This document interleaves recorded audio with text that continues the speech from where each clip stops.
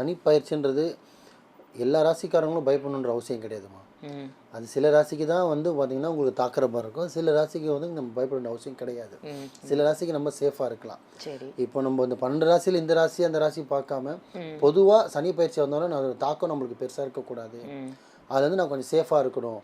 ஏன்னா இந்த வேலைக்கு எவ்வளோ நேரம் பண்ணால் 1 மணி நேரம் பண்ணணும். பட் இது போடும்போது அனைத்துமே செய்யும்போது எது சும்மா செஞ்சோம் சுட்டோம் காக்காக்கு வச்சோம் எண்ணெய் போட்டோம் அப்படி இல்லை. ஒன்று செய்யும்போது ஆத்மாத்மாவும் நினச்சிக்கணும்.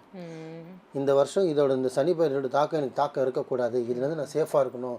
பிரபஞ்சத்துக்கு உதவி கேட்டு நன்றி சொல்லி கூட இதுலேருந்து நான் சேஃபாக இருக்கணும். ஏன்னா நான் காப்பாற்றிக்கணும். எனக்கு எந்த ஒரு தீண்டதோ எந்த ஒரு கெட்டதோ நடக்கும். சனி பயிற்சி எப்போ ஆரம்பிக்குன்னு பார்த்தீங்கன்னா 6ஆம் தேதி ஆரம்பிக்குது. வெள்ளிக்கிழமை போல் ஆரம்பிக்குது பொழுது. ஸோ இந்த மற்ற உணவு விஷயம் வந்து 6 to 6க்குள்ளே முடிச்சிடணும். இந்த திரின்ற விஷயம் மட்டும் வந்து பார்த்திங்கன்னா விளக்குன்ற விஷயம் வீட்டுக்கு வாசலுக்கு உள்ளே விளக்கக்கூடாது. வாசலுக்கு வெளியே தான் விளக்கு இருக்கணும். மக்களே புரிஞ்சு இந்த 3மே வந்து ஆணும் செய்யலாம் பெண்ணும் செய்யலாம். குறிப்பிட்டு 5 வயசு மேலே பொண்ணு இருக்க பையன் இருக்கலாம் தாராளமாக செய்யலாம். நம்பிக்கையோடு செய்யுங்க. இந்த சனி பயிற்சி ரொம்ப பயப்படாதீங்க. இதுதான் இல்லைம்மா உங்களோட ஜாதகத்தில் எதுவாக இருந்தாலும் சரி நீங்கள் ஜோதிடரை பார்க்குறீங்க உங்களுக்கு கணிக்கிறாங்க அது சரியில்லைன்னு சொன்னாங்கன்னா நம்புறதும் நம்பாத உங்கள் பொருத்தம். பட்டு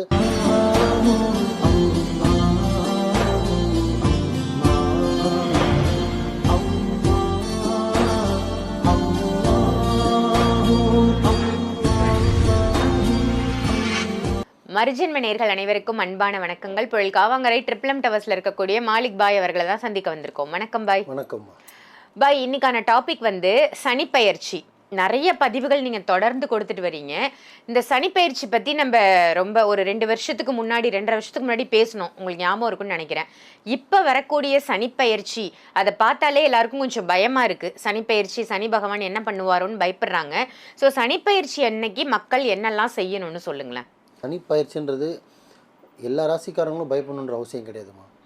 அது சில ராசிக்கு தான் வந்து பார்த்தீங்கன்னா உங்களுக்கு தாக்குற மாதிரி இருக்கும். சில ராசிக்கு வந்து நம்ம பயப்பட அவசியம் கிடையாது. சில ராசிக்கு நம்ம சேஃபாக இருக்கலாம். இப்போ நம்ம இந்த 12 ராசியில் இந்த ராசி அந்த ராசி பார்க்காம பொதுவாக சனி பயிற்சி வந்தாலும் நான் தாக்கம் நம்மளுக்கு பெருசாக இருக்கக்கூடாது. அது வந்து நான் கொஞ்சம் சேஃபாக இருக்கணும். ஏன்னா இப்போது உலகத்தில் எத்தனையோ கோடி மக்கள் இருக்காங்க. இப்போ எல்லாரும் ஜாதகத்தை நம்புறாங்கன்னா கிடையாது. சில பேர் சாமியை நம்புறது இல்லை, ஜாதகத்தை சுத்தமாக நம்புறது இல்லை. ஜாதகம்லாம் வேஸ்ட்டு அப்படின்ற மாதிரி இருக்காங்க. ஆனால் சில பேர் வந்து ஜாதகத்தை நம்பியோ எவ்வளோ பேர் முன்னேறலாம் வந்து முன்னேறினவங்களாம் இருக்காங்க. ஜாதகத்தை நம்பியோ மாந்திரிகத்தை நம்பியோ ஆன்மீகத்தை நம்பியோ வரவங்க இன்னத்துக்கெல்லாம் மில்லியன் கணக்கில் சம்பாரிச்சுக்கிறவங்களும் இருக்காங்க. இது நம்பிக்கையே இல்லாமல் அடிமட்டத்துக்கு போனவங்களும் இருக்காங்க. ஆமாம் இல்லையா? ஏன்னா நேரம் காலம் இல்லாமல் பார்க்க ஆரம்பிக்கிறது, நேரம் காலம் பார்க்காம செய்கிறது. ஒரு பிஸ்னஸ் வந்து அன்டைமில் அவன் டைமே சரி இருக்காது. அப்போ பார்த்தீங்கன்னா 1 கோடி ரூபாயில் பிஸ்னஸ் பண்ணுவான். ஸோ அந்த மாதிரிலாம் பண்ணும்போது என்ன ஆகுதுன்னா நம்பிக்கை இல்லாமல் அந்த நம்பிக்கைன்றது பார்த்திங்கன்னா அந்த ஜாதகத்து மேலேயோ சனி பயிற்சி மேலேயோ குரு பயிற்சி மேலேயோ படைச்ச மேலே வச்சா போதும். எந்த பயிற்சியாக இருந்தாலும் மேலே அந்த பயிற்சி கொடுக்குறவனே மேலே இருக்கிறவன் தான். பயிற்சின்றது என்ன? உனக்கு வர ஒரு பயிற்சி அதை நீ ஜெயிக்கிறதோ வெல்றதோ கொள்றதோ உன் கையில் தான் இருக்குது. இன்னைக்கு எல்லா பாதையிலும் எல்லா முள்ளும் வரும், மெத்தையும் வரும், கல்லும் வரும். அதெல்லாம் கடந்து போனால் தான் போய் செல்ல முடியும். நம்ம எப்படி அதெல்லாம் கடக்கிறோம் அதுதான் வாழ்க்கை. அதனால் நம்ம பயப்பட அவசியம் கிடையாது. பட் இருந்தாலும் அதுக்குன்னு நம்ம ரொம்ப வந்துச்சுன்னு வாடவும் கூடாது, இல்லைன்னு ஆடவும் கூடாதுமா. இல்லை பை இப்போ என்னோட ராசிக்கு சனி பயிற்சி வந்து எனக்கு தாக்கும் அப்படின்ற பயம் இருந்ததுன்னா அவங்களும் செய்யலாம், இல்லை பொதுவாகவும் செய்யலாம். இது ரொம்ப பெரிய பரிகாரம்லாம் ஒன்றும் கிடையாது. சாதாரண ஒரு உணவு பரிகாரம் தான். ஏற்கனவே லாஸ்ட் வீடியோவில் சொல்லியிருந்தேன். ஒன்றும் இல்லை, வீட்டில் வந்து ஜென்ஸுக்கு வந்தாலும் சரி இல்லை லேடிஸ்க்கு வந்தாலும் சரி இல்லை உங்கள் பொண்ணுக்கோ பையனுக்கோ வந்தாலும் சரி அதில் தான் அவங்க சேஃபாக பார்த்துக்கணும். ரொம்ப பெரிய விஷயம் ஒன்றும் கிடையாது. என்ன பண்ணணுன்னு பார்த்தீங்கன்னா நார்மலாக நீங்கள் வீட்டில் வந்து ஒரு லேடிஸாக இருக்கீங்க அப்படின்னும் போது இப்போ நார்மலாக வந்து மாவு அரைச்சி தோசை சுடுறது ஒரு வகையில் சுடுவாங்க. எள்ளு தோசைன்னு சொல்லுவாங்க. எள்ளு தோசை என்ன தோசை? எள் தோசை. எள்ளை தோசையில் அரைச்சி இப்போ பவுடர் மாதிரி ஊற்றி எள் தோசை மாதிரி அது சின்னதாக சுட்டு விடும். அது பார்த்திங்கன்னா நம்ம காக்காவுக்கு வைக்கலாம். இப்போ நார்மலாக வந்து சாதம் அமாவாசைக்கு மற்ற நல்ல சாதம் வைக்கிறது வேறு. எள்ளு வாங்கி, ஏன்னா எள்ளு வந்து எல்லார் வீட்லையும் இருக்காது, எல்லா யூஸும் இருக்காது.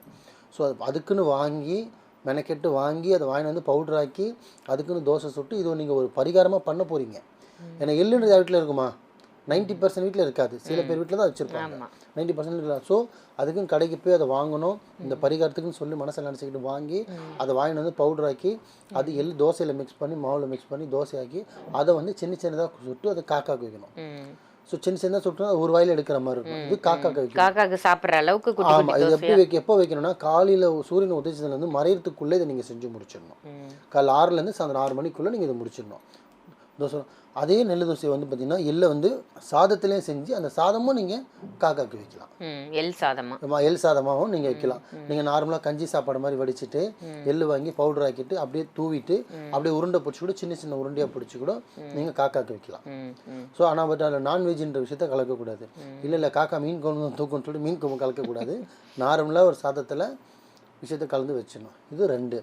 3வது அதே நெல்லை எப்படி ஈவினிங்கில் எப்படி அப்படின்னா விளக்காக பயன்படுத்தலாம். எப்படி பயன்படுத்தணும்னா வீட்டுக்கு வெளியில் சூரியன் வரைஞ்சதுக்கு பிறகு நம்ம நார்மலாக அகல் விளக்கு வாங்கி நல்லெண்ணெய் ஊற்றிட்டு அதில் திரிக்கு பதிலாக ஒரு கருப்பு கலர் துணி வாங்கி அதில் எள்ளை உள்ளே போட்டு மூட்டை மாதிரி சின்ன ஒரு மூட்டை மாதிரி கட்டி குட்டியாக சின்னதாக இருக்கிற மாதிரி கட்டிட்டு அதை எண்ணெய்க்குள்ளே விட்டுட்டு மேலே திரி மாதிரி வரும் பார்த்தீங்களா, சின்னதாக கட்டினா அதை திரியாக போடணும்.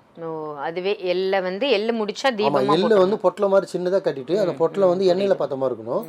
மேலே வந்து வெறும் திரி மட்டும் தான் தெரிய மாதிரி இருக்கணும். இந்த வெங்காயம் மாதிரி இருக்கும், வெங்காயம் கவுட்டு வெங்காய வெடி மாதிரி அப்படின்னு சொல்லலாம். அந்த மாதிரி போட்டு அதை வந்து நம்ம பற்ற வச்சிடணும். அந்த வேலைக்கு எவ்வளோ நேரம் பண்ணால் 1 மணி நேரம் பண்ணணும். பட் இது போடும்போது அனைத்துமே செய்யும்போது எது சும்மா செஞ்சோம் சுட்டோம் காக்காக்கு வச்சோம் எண்ணெய் போட்டோம் அப்படி இல்லை. ஒன்றும் செய்யும்போது ஆத்மாத்மாவும் நினச்சிக்கணும். இந்த வருஷம் இதோட இந்த சனி பயிரோட தாக்கம் எனக்கு தாக்கம் இருக்கக்கூடாது, இதுலேருந்து நான் சேஃபாக இருக்கணும், பிரபஞ்சத்துக்கு உதவி கேட்டு பிறகு நன்றி சொல்லி கூட இதுலேருந்து நான் சேஃபாக இருக்கணும், ஏன்னா நான் காப்பாற்றிக்கணும், எனக்கு எந்த ஒரு தீண்டதும் எந்த ஒரு கெட்டதும் நடக்கக்கூடாது, நான் உன்னை நம்பி தான் பண்ணுறேன்ற மாதிரி மனசில் நீயத்தினா வேண்டிக்கிட்டு இந்த 3 விஷயம் பண்ணாலே போதும். இது வந்து சனி பயிற்சி வர்றவங்களும் பண்ணலாம், இல்லை அந்த எனக்கு ராசிக்கு இல்லைங்க பட் இதனால் எனக்கு கொஞ்சம் பண்ணுறேன்னா தாராளமாக பண்ணலாம். ஸோ சனி பயிற்சி எப்போ ஆரம்பிக்குதுன்னு பார்த்தீங்கன்னா 6ஆம் தேதி ஆரம்பிக்குது, வெள்ளிக்கிழமை போல் ஆரம்பிக்குது பொழுது. ஸோ இந்த மற்ற உணவு விஷயம் வந்து 6 to 6க்குள்ளே முடிச்சிடணும். இந்த திரின்ற விஷயம் மட்டும் வந்து பார்த்திங்கன்னா விளக்குன்ற விஷயம் வீட்டுக்கு வாசலுக்கு உள்ளே விளக்கக்கூடாது, வாசலுக்கு வெளியே தான் விளக்கு இருக்கணும். மக்களே புரிஞ்சுக்குங்க. இந்த 3மே வந்து ஆணும் செய்யலாம் பெண்ணும் செய்யலாம். குறிப்பிட்டு 5 வயசு மேலே பொண்ணு இருக்க பையன் இருக்கலாம் தாராளமாக செய்யலாம். நம்பிக்கையோடு செய்யுங்க. இந்த சனி பயிற்சி ரொம்ப பயப்படாதீங்க. இதுதான் இல்லைம்மா, உங்களோட ஜாதகத்தில் எதுவாக இருந்தாலும் சரி, நீங்கள் ஜோதிடரை பார்க்குறீங்க, உங்களுக்கு கணிக்கிறாங்க, அது சரியில்லைன்னு சொன்னாங்கன்னா நம்புறதும் நம்பாத உங்கள் பொருத்தம். பட்டு அதை நம்பினீங்கன்னா அது மாதிரி நம்பிக்கை வைங்க தவிர ரொம்ப பயப்படாதீங்க. ஏன்னா ஒரு சின்ன விஷயம் தான் உங்களுக்கு தாக்குற மாதிரி இருக்கும், ஆனால் அந்த பயத்திலே வந்து அந்த சின்ன விஷயம் உங்களை பெரிய விஷயமாக கொண்டு போயிடும். இப்போ ஒன்றும் இல்லை, எக்ஸாம்பிள் இந்த மாதம் டைம் சரியில்லைன்னு ஒருத்தர் சொல்லி அனுப்புகிறேன்னா அவனுக்கு அடுத்த மாதம் தான் டைம் சரியில்லாமல் இருக்கும். பாய் இப்படி சொல்லிட்டாரு ஒரு வேலையை அவன் யோசிச்சுக்கிட்டே வண்டி ஓட்டுவான், யோசிச்சுக்கிட்டே சாப்பிடுவான், யோசிச்சுக்கிட்டே தூங்குவான். அந்த யோசிச்சு அவன் பாதி போயிடுவான். அந்த பயத்திலே போகிற வழியில் பாதி வேலை முடிஞ்சிடும். ஸோ அதனால் நாளைக்கு நடக்க தான் போகுது, உங்களுக்கானது உங்களுக்கு வரதான் போகுது. அது உங்களுக்கு இல்லைன்னா அது இல்லை தான். அதனால் எதை நினச்சி நீங்கள் பயப்பட வேணாம். இறைவன் மேலே பாரத்தை போடுங்க, உங்கள் மேலே நீங்கள் நம்பிக்கை வைங்க, நல்லதே நினைங்க, நல்லதே செய்யுங்க, நல்லதே நடக்கும் இன்ஷா அல்லாஹ். அருமை பாய், ரொம்ப சூப்பராக சொன்னீங்க. சனிப்பெயர்ச்சி அப்படின்னா எல்லாருக்கும் ஒரு பயம் இருக்கும்.